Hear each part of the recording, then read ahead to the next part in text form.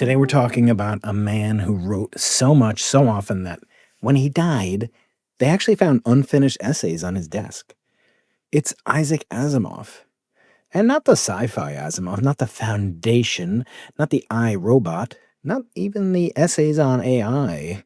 We're talking about the science non-fiction Asimov, the chemist, the professor, the man who made the periodic table sing, and the man who wrote more nonfiction books than any other human being who ever lived.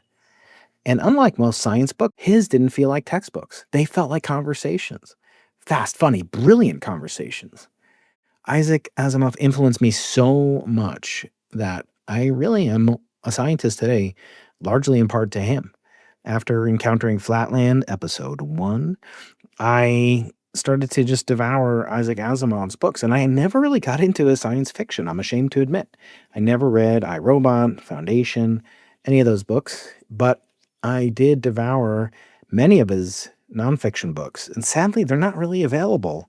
It's very difficult to find them nowadays. You may find them in libraries, you can find used copies, but they're not really in print, which is kind of strange because, it's not like the history of chemistry changed a lot since 1967 when he wrote one of the books we'll talk about today, for example. So here's the plan. Today I'm going to tell you about 5 of his best chemistry books. Now, I'm a physicist. I like to think of chemistry as direct in, as applied physics. But his chemistry books actually involved a lot of physics and history, and it's actually my favorite way to learn history is through reading science and chemistry and physics in particular, and astronomy too, of course. So Asimov really was more prolific. I like to think of him as, still writing from heaven or wherever he is. Actually, he's an atheist. He was an atheist, pretty devout atheist. And so he certainly didn't believe in heaven, but I like to think he's still writing, and that was his greatest joy. And it's great for us. It's a joy for us because without these books, maybe I wouldn't be here talking to you. So maybe he gets some of the blame or credit. So I'm going to tell you about his 5 best books, in my opinion, and I'm going to tell you why they're still better than about 99% of what else is out there. He didn't write in today's hyperbolic style and, the fabric and mystery and majesty of the cosmos. He wrote a history and he wrote some speculations, but he was such a great writer. He was as good a writer as Stephen King, as anyone else writing, fiction, but he applied his fictional abilities to his nonfiction writings, which makes him unique. There's really no one else like him. And of course, his prolific output is literally unmatched in any genre, but especially in the science and science fiction genres. So Asimov was born in 1920 in the Soviet Union, the former Soviet Union in Russia, in Smolensk. His family, a Jewish family, immigrated to Brooklyn when he was 3, and his father ran a candy store. What did they sell at the candy store? Well, lucky for Isaac and for us, they sold magazines and science fiction, pulp fiction novels. And little Isaac read every single one of them. And by the time he was 11, he was writing his own stories. And by 19, he had a master's degree in chemistry, and later he got a PhD in biochemistry. But what he really wanted wasn't to sit in a lab coat doing titrations. He wanted to titrate your mind, to explain things. He started off in the nonfiction genre, and only later did he move to the fiction genre that he's much beloved for, and deservedly so, I guess. I mean, I haven't read the books, but they've been made into films and so forth that I have seen. But I found with him and Arthur C. Clarke as well that I really preferred their nonfiction to their fiction.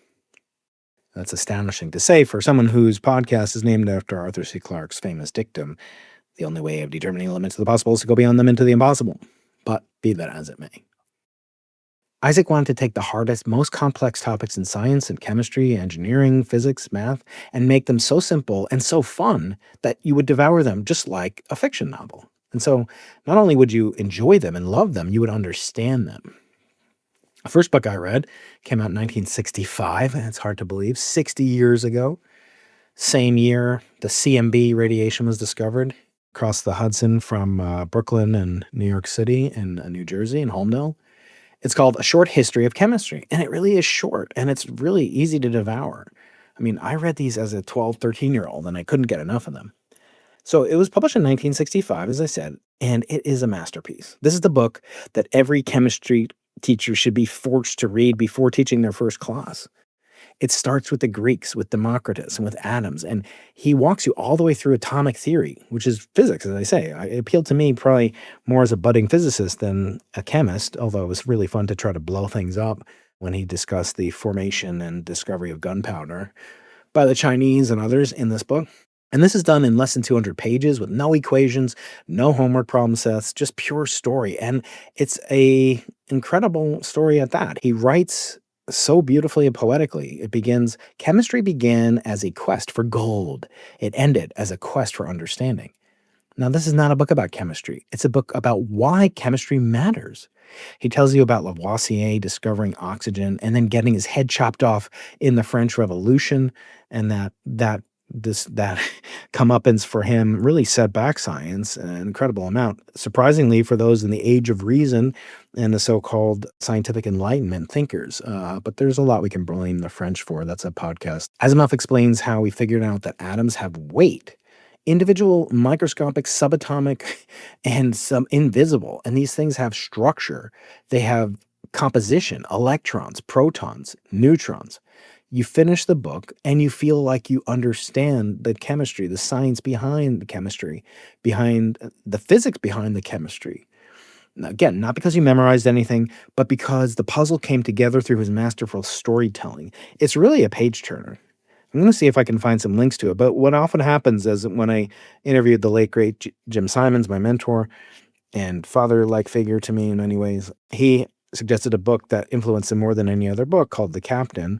And that book is out of print and sold out very soon after it. The interview that I posted with Jim in 2020 came up because so many people went out and bought it, trying to replicate his billion-dollar fortune. Now, Asimov didn't die as rich as Jim Simons, but they both shared an ability to simplify the complex. And both were professors and very prolific in multiple fields. Don't forget, Jim Simons was a masterful hedge fund pioneer, mathematician, and code breaker par excellence. And only later got into cosmology and philanthropy, the stuff that we are now carrying on his legacy with the Simons Observatory. Okay, second book, number 2, The Chemicals of Life. This gets you into biochemistry, specifically your body. He's talking about you, people. He's talking about enzymes, hormones, vitamins, and how these tiny molecules run everything. He explains why you can digest food, why plants produce photosynthesis, and how the similarities between the plant kingdom and the animal kingdom. It's very vivid. I remember reading this book and getting incredibly interested and perplexed because it was curious to know that there was a physics reason, a quantum mechanical reason perhaps, behind maybe my emotions, why I felt happy or sad or sick or tired or exhausted, or more likely than not, hungry. He doesn't just say, well, this is a chemical called serotonin. He says, this is how it was discovered. This is what serotonin does. And this is the guy who discovered it and why he originally thought he was going insane. And yet his discovery changed medicine forever. It's a master class in storytelling science. It's drama. It's a thrilling example of how biology and chemistry and physics should not ever be taught in a dry way. They should be incredibly captivating.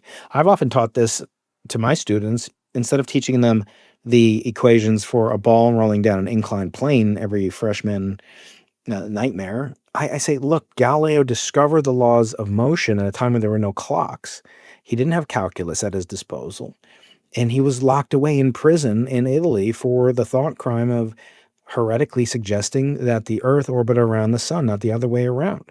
And that was done in his famous Discourse, his last book ever published. And that had to be smuggled out of Catholic Italy all the way to Calvinist the Netherlands and Holland.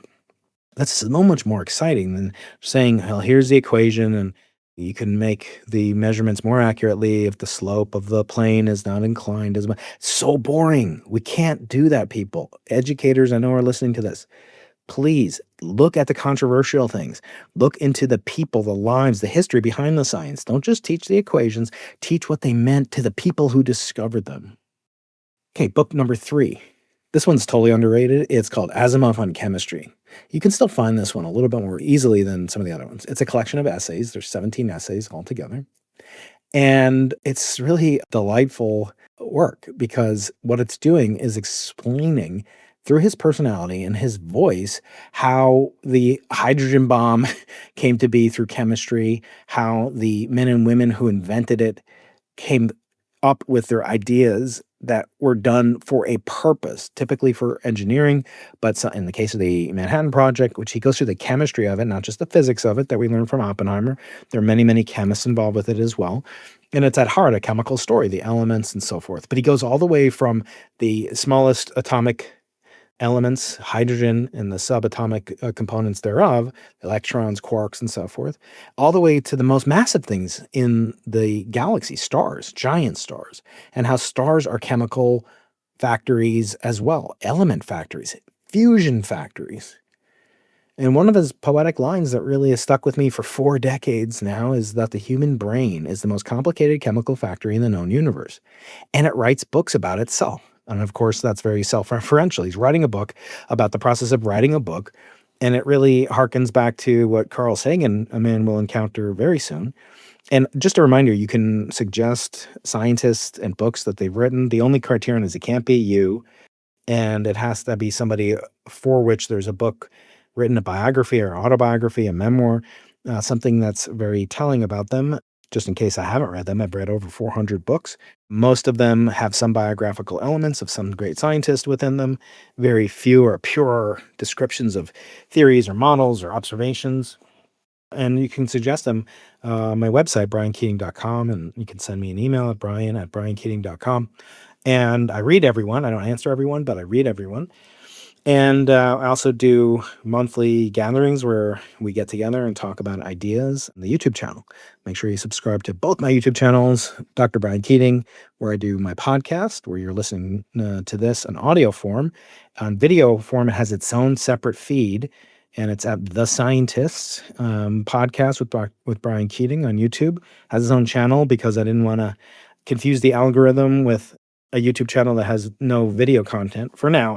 Let me know if you think I should include actual videos of me discussing the books and then adding content and B-roll footage. I kind of don't want to do that because I just want to have a communication stream of consciousness, thinking with minimal editing that I can just kind of do myself without involving my whole team and productions and thumbnails and everything else. I want to keep it low lift, but high content. So you really are inspired to read these great books. And we kind of have this intellectual book club where we talk about ideas with one another. Okay? So briankeating.com, sign up for my mailing list. You can send me emails as well. So book number 4, Life and Energy. This is the one where Asimov takes on thermodynamics and chemistry of life and then brings that back, as he always does, into chemistry. And at its heart, physical chemistry is physics, quantum mechanics. He explains ATP, airline transport pilot, the rating that I do not have, would love to have. If there are any airlines hiring out there that want a middle-aged physics professor, no, I don't have time to do that. But I do have all the other ratings, interestingly enough, except for certified flight instructor. I'm working on that as well, so I can teach my kids how to fly. Again, another podcast. We talk about something to do with aviation and physics, perhaps. We'll get into one of those books. There are books like that, including the Wright brothers. So this talks about ATP, this adenosine triphosphate, the molecule that fuels all of life.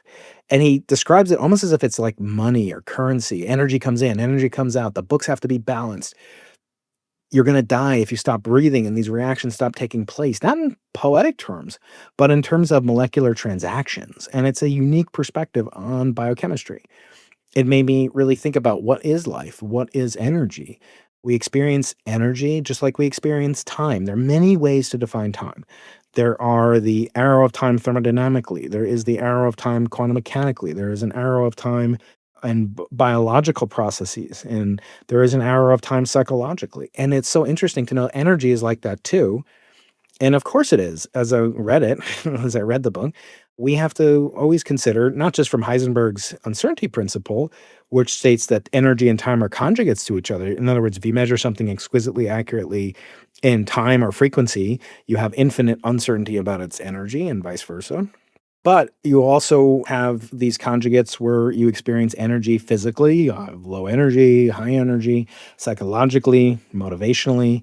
Obviously, in thermodynamics, there are many different types of energy, free energy, Helmholtz, Gibbs, Boltzmann, Maxwell, all these different approaches to energy and to time. And this was the book that really highlighted that for me.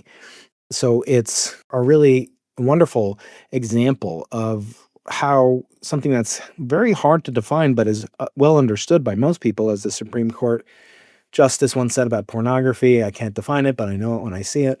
We all kind of know what energy is, or know it when we see it. We know what time is. We know it when we see it. But Asimov tells us in his constant refrain, his thesis, that life is a temporary victory of energy over entropy, that we're all trying to locally reduce entropy, although we know globally that's relativistically and thermodynamically impossible. So if that thought, that life is a temporary victory of energy over entropy, if that doesn't give you chills, maybe you're already dead. Okay. Book 5 is actually a two-part book. It's called The World of Carbon and the World of Nitrogen. These are two different deep dives. Carbon, the king of the periodic table, backbone of life, and the very molecule, the element rather, that is responsible for us having the diverse types of chemistry that we have. It's really, in some ways, the king of the periodic table. It's complex. It's only almost miraculously constructed in stars in what was called the Hoyle miracle, this state that lasts for femtoseconds, that midwives through almost an enzymatic process between the creation of the triple alpha process that allows three alpha nuclei to come together to make one carbon 12 nucleus. And of course, carbon has multiple facets, including its different isotopes, which Asimov has already explained to us in the history of chemistry what an isotope was, how it's discovered, how we can measure them today using mass spectrometers and other things. The brilliant approach that he takes is that he uses carbon. It's kind of like a protagonist in a novel or a memoir, and he goes through the different ways that it forms the backbone of everything, and how the relatively simple arrangements of it, from individual carbon in a lattice to carbon and hydrogen, allows for the very multifaceted nature of life. The famous dream vision of the scientist who conceived of benzene as a ring as a snake eating its own tail, an Ouroboros, that was just quite fascinating to go through the human aspects of it, but also very deep dive into the different arrangements, the allotopes of carbon, the isotopes of carbon, and of course carbon dating and radiocarbon dating, and how has proven far more useful than just pure laboratory applications. I mean, it's allowed us to do archaeology, anthropology, study historical artifacts of things we could never witness, and make sense of things as diverse as the Dead Sea Scrolls to cave paintings in Mesoamerica and in early Europe. It's just an incredibly important molecule, the different tools that we've developed, and we're just carbon-based life forms. Of course, he speculates on other types of life as well in the same book. Now, the world of nitrogen you might think of as incredibly quiet and boring, just like the gas that's more or less inert. But it's everywhere. It's in our DNA. It's in fertilizer, the nitrogen fixation process and ammonia that was used by Fritz Haber and others to create the first large-scale fertilizer production methods in the early 1900s. And then it was later used to profit and make money for Haber, and then later fuel his ambitions into chemical warfare, creating chlorine gas and other chemical weapons in World War I that killed tens of thousands of people. And he goes through how Haber and others, Nobel Prize winners, were some of the most vociferous supporters and ardent believers in making chemical weapons, and not only making them, but witnessing them being used on people and troops and the Allied troops, because these were all Germans, in World War I. And Fritz Haber, although he was Jewish, was an ardent German nationalist. And ironically and tragically, his life led to much suffering and tragedy, as pointed out. He ends up having at least one child, I believe, commit suicide. I think his wife commits suicide. The guilt in this family is overwhelming. And then, of course, later on, the company that he founds through the Haber-Bosch process, the fertilization method of making ammonia for fertilizer, then goes on to make chemical weapons, including Zyklon B, which is the very gas that's used to exterminate some of the members of Haber's own family. So it's an incredibly tragic story, and Asimov goes through in this incredibly beautiful prose. And as a writer par excellence, there's just no one like Asimov. And I hope that you can find some of his books. I really do. They're really gems, and it doesn't matter how old the copy is that you have. And if you can find it online, even better, send it to your Kindle or whatever. These are incredible books that I really still treasure. They influence me throughout my life, but both as a scientist, becoming a young scientist, getting interested in science and the way I teach my kids and teach my students, but also in my writing style as well. If you can be as interesting as Asimov explaining the benzene ring, you have a pretty good shot at being able to write some very powerful nonfiction and maybe even some fiction. I don't know. I haven't yet delved into fiction writing yet, but maybe I will. So it really was someone only like an Asimov who could take a subject like nitrogen and weave it together in a way that could be linking together fertilizer with chemical bonds and chemical bombs, and then eventually into chemical weapons, and eventually into the way that it's nourishes half the planet, including you today. If you ate anything that was either grazed on vegetables or vegetables themselves, you had ingested some of the you are the beneficiary of the ingestion of some of the processes that come from nitrogen. As we wrap up, he wasn't just a writing machine. He didn't write for, to become wealthy. Was driven to write. He was a personality, a character. He loved puns. He was hilarious. And that's ironic, or maybe not. His name in Hebrew means laughter. Isaac Yitzhak means laughter. He hated academia and gatekeeping. He wrote every single day. His process was unmatched, 10 hours a day. People would ask him, "Why don't you take vacations?" And he would say, "Writing is my vacation." He didn't chase prestige. He wasn't known as a phenomenal professor at in Boston in his university, but he chased clarity and he chased education for the masses. He loved searching and explaining truths that he thought, and I believe he succeeded, that anybody can understand, and only if it was explained the right way. He was a servant of knowledge, a servant of the reader, and he didn't just explain chemistry. Again, there's many more books that he's written from astronomy and physics and many other science nonfiction books, in addition to his fiction books, which I'm not saying you shouldn't read just because I haven't. Please don't take that away. But he didn't just explain, chemistry or biochemistry, et cetera, or history of science. He explained via the joy and the sheer pleasure that he took in understanding, the thrill of making sense of things, of walking into the dark and flipping on a light switch in your mind. And so when you read these books, you'll read them not just to learn, but to see how a scientist thinks, to see how a master visionary thinks, to see that the world is made of atoms, that those atoms tell stories. And Isaac Asimov, well, to me, he was the best damn storyteller Adams ever made. And this has been The Scientist, Episode 3, Isaac Asimov. Stay tuned for next time. Please do like, subscribe, comment on this video or the audio where you're listening. Suggest a topic, a personality, a scientist for me to come up with and to discuss in a future episode.